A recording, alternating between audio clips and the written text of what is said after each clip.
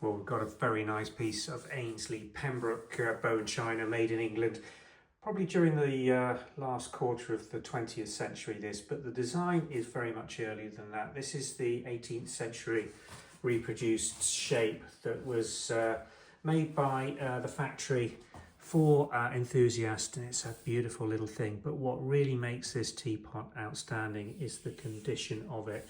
Haven't found a brighter or a cleaner one. Just look at the gilt detailing around this spout, absolutely mint.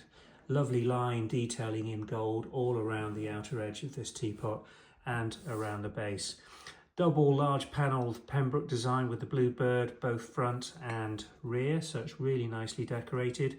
Show you the china mark next. There's the green Aynsley made in England fine bone china crown and banner marks, but then with the Pembroke reproduction of an 18th century Aynsley design in a sort of bronzy gold print on the base. Show you the little lid. It's got a retaining lip, which is very useful, probably why it's in such good condition. I don't think this teapot's ever been used, to be fair. Just look at the cleanness on there, and this is a partially ground base to that teapot lid, so if it had any use you'd see some staining, and there's absolutely none in this teapot.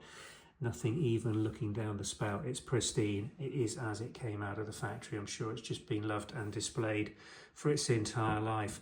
A gorgeous thing and a rare piece of china in terms of finding one, not just in this shape but also in this condition.